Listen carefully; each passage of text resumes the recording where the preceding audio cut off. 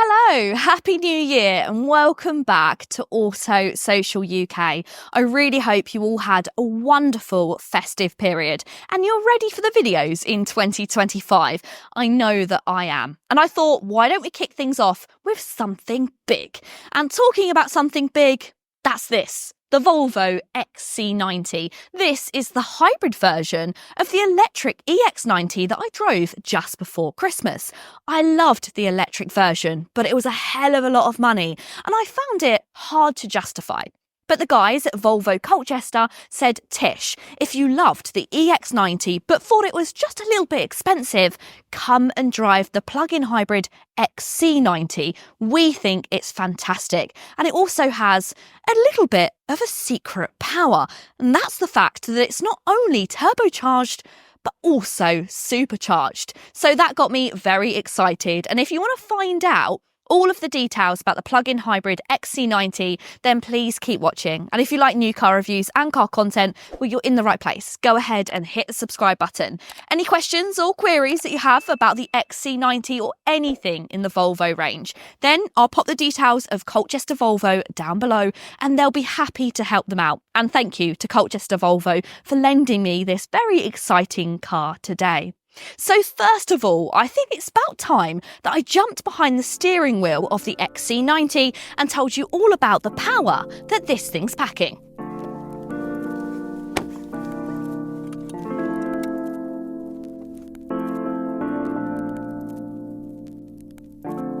What engine options are available will differ depending on what market you're in, but for 2025, the XC90 in the UK is now offered in two petrol hybrid options. You've got a B5 and then you've got a T8, and these are a standard hybrid and then a plug-in hybrid. When it comes to the entry-level car, then that's the B5, and this is the standard hybrid. It delivers 250 horsepower and 360 newton meters of torque, which means it reaches the 0 to 62 mile per hour time in just 7.7 seconds, which actually for a vehicle of this size is quite impressive. But it's this car which is the most thrilling. This car is labelled the T8 and this is the plug-in hybrid. And it actually has a combination of a turbocharged petrol engine, but actually a supercharged electric motor. And that gives you a whopping 455 brake horsepower and 709 newton meters of torque. And it means that it can do the same 0 to 62 mile per hour sprint in just 5.4 seconds, which is ridiculously quick for a vehicle of this size. But whilst I'm putting an emphasis on how powerful the T8 version of this car is, of course, that's not really this car's selling point. It's a Volvo after all, and that means rather than performance and a thrilling driving experience, it's more focused around safety and how comfortable everything feels. Although it does have the tendency to feel a little bit sporty. In fact, you actually have a performance drive mode. So this is labelled just on here as the power mode. And this gives you the full combination of that turbocharged petrol and also the supercharged electric motor, giving you all of that performance. And in fact, when you pop it into that mode and you put your foot down, woo!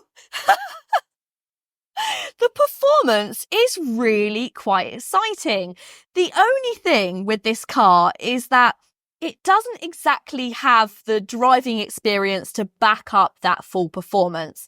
The steering can feel a little bit more catered towards a comfortable and light experience rather than really engaging performance driving. And it does feel quite top heavy at times as well, but I'm sure you expected that with the size of this vehicle. Since it was introduced in 2015, the XC90 has become a popular 7-seater family car. However, it was starting to feel outdated. Fortunately, the 2025 update has refreshed the model with several improvements. The new XC90 features a more modern and stylish exterior, which aligns with Volvo's latest designs, a slightly updated interior, and a new floating touchscreen for the entertainment system. On the outside, it has a reprofiled bonnet and front bumper and a new sculpted bonnet, as well as a new grille with diagonal design. There's also slimmer headlights with the Thor hammer lighting signature. The XC90 has a variety of new alloy wheel designs, ranging from 20 to 22 inches in size. At the rear, it has new smoked LED taillights. Anyone that's watched my videos before will know that I love interiors of Volvos. I think they just hit the mark on being the perfect combination of being comfortable, interesting, and also extremely high quality. And when you're in a spec like this, a little bit of bling as well. Of course, I'm talking about this crystal gear selector, one of my favourite features in the Volvo products. And this is real crystal. Previously on a video, I said that I couldn't possibly believe that it would be, but I have clarified with Volvo that this is real crystal and made in Sweden, which is very cool. But elsewhere in the cabin, there's so many textures to look at and feel, and every time you look around, you notice new details. I love the two-tone wheel. You've got the dark on the outside, and then you've got the cream on the inside. You've also got the Volvo badge, which is finished in cream. And then you've got the wood effect, which runs around the centre and across the dashboard. And then that's all dipped in chrome. You've got a little bit of material as well on this dashboard here. And you've got a lovely bit of etching, piping, which just runs along the centre. And then you've got leather all the way across the top of the dashboard, all the way onto the doors. And that's just finished with this slightly different coloured silver stitching. It all just feels so special. And you've got the spec to back it up as well. In this top spec T8 model, I've got electric seats, I've also got memory seats, and you get a Bose and Wilkins sound system, which is one of the best on the market. If you go for one of the lower spec models, you get a Bang & Olufsen sound system, which is also pretty good, but this is hard to beat. It's one of the best out there. It's also just so comfortable and so intuitively laid out. You've got loads of space inside the cabin, and inside this armrest, you've got storage with your connectivity for your phone. You've got cup holders, which are hidden behind a little slider here, a little bit of wireless charging, and you've also got plenty of storage in the doors and storage in the glove box. But what I like about this car is it's not been stripped back like you find in lots of modern electric cars. It still feels like a car. You're tunnelled into it. And even though this is a big vehicle, you don't feel like it's big when you're sitting inside. You feel cocooned in all of this loveliness.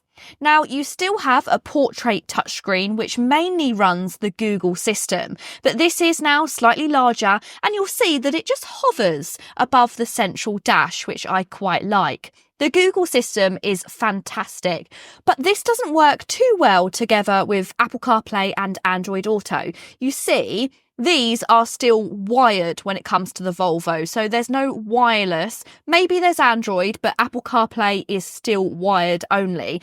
But that's not too much of an issue when you've got the Google system, including the Google Assistant, which is really fantastic to use. Get me directions to Volvo Colchester. Lookers Volvo Colchester is 42 minutes from your location by car in light traffic. What's the weather going to be like tomorrow? Tomorrow in Sudbury it'll be mostly cloudy, with a high of 1 and a low of -4. In the entry-level core trim, you have the choice of charcoal or cardamom quilted Nordico, which is a synthetic leather alternative. The mid-spec Plus model can be upgraded to ventilated Napa leather if you'd rather the real deal, finished in charcoal, cardamom or blonde, like featured in this car. This is no extra cost if you go for the higher spec Ultra model. Finally, if you wanted to move away from leather completely, then there is a navy herringbone weave textile. And whilst the front of this car is a lovely place to sit, it also has to be pretty good in the back as well, because if you're investing in the XC90, you've likely got a large family that you want to carry in comfort, and you're in luck because this is the car for the job. It's so comfortable in the rear here. I've got so much space, loads of legroom and tons of headroom, but I've also got second row climate control and even heated seats, so that's really nice. Amenities are brilliant as well. You've got lovely little features like hooks to hang things up. You've also got the grab handles. You'll find the standard fit child sun blinds. You've got an armrest in the middle which features cup holders which pop out, and you even get a booster seat for the middle seat, which is so cool and something which I'm not sure they do in any other manufacturer of car.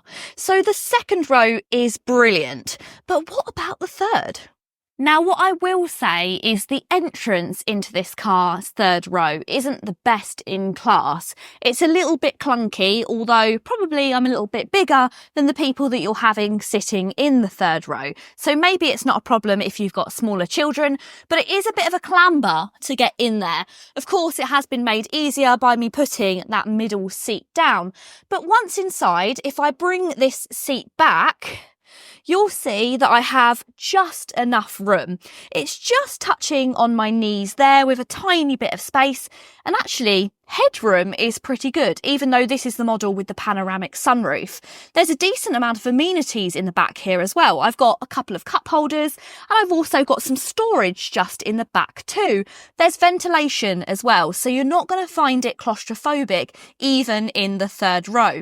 What I've seen quite cool is actually somebody online bought this middle row seat forward, if I can do that from this seat, as a chauffeur vehicle, as a four-seater car. So that's another way you could use it. If you're not always going to be carrying children and perhaps you want to use it as a chauffeur car, you can have this third row seats in position, put the middle seats down, and then you've almost got a complete lounge area.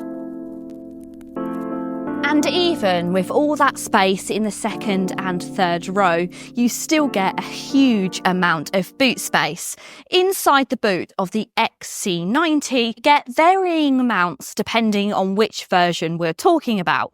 So when it's in its 7-seater position, if you go for the plug-in hybrid, you get just under 300 litres. And if you opt for the standard hybrid, you actually get just over 300 litres. So that can still compete with some small hatchbacks. However, if you drop that third row down, which can be done easily with these levers on the backs of the seats, or you can get that electrically deployed, then you get a whopping amount of space. In fact, it's 640 litres in this version, the plug-in hybrid, or if you go for the standard hybrid, then that actually increases to 680. But it's the usability of Volvo boots, which I always find really, really smart. You've got all of your usual features like little pull-out hooks, and you've also got your 12-volt charging, but you've then got an adjustable boot floor where you can pop your charging cables in this instance, and then you also have this little pop-up area which then separates the boot, and it even has a strap behind which you can pop your shopping and it keeps it from rolling around. How smart is that? The plug-in hybrid is the most expensive model with a starting price of £62,500. It's fitted with an 18.8 kilowatt-hour battery and has an all-electric range of up to 44.1 miles, which is lagging behind some of its rivals nowadays. However, if you only do small journeys and can charge at home, then there are savings to be had for running in full electric, not to mention the company car tax discounts. The mild hybrid model starts from a little under £64,000 and makes the most sense to me. If you're considering a Volvo as your next car, then safety is probably one of your key concerns, and Volvo is known for its safety technology. Since 2023, the XC90 features the latest advanced driver assist systems, with sensors, radars and cameras that help it see its surroundings. It's a changing world out there, a world which none of us can really predict where cars will be in the next 30 years. But I think Volvo have made a very good decision on keeping the run out of the XC90 in both the hybrid and plug-in hybrid versions. I loved the EX90. It's such a fantastic 7-seater electric car. But with a starting price of over £100,000, it's a little bit difficult to recommend. This, however, with the combination of that plug-in power, the high performance, and all of the safety tech you could need, it really is a great all-rounder. And if you didn't have the money to spend on the plug-in hybrid, then the entry-level versions of this car are just as good. In fact, I think they'd be even better, as you don't need all of that supercharged power. But let me know, what do you think of the Volvo XC90? Give me all of your thoughts and feelings in the comments down below. I really hope you have enjoyed the video. If you have, give it a thumbs up, and you know what to do. Hit the subscribe button if you don't want to miss another video from me. And don't forget, any questions or queries about this XC90, want to take it for a test drive, or have any other questions about anything in the Volvo range, then make sure you click the link down below and chat to my friends at Volvo Colchester. Until next time, guys, see you later.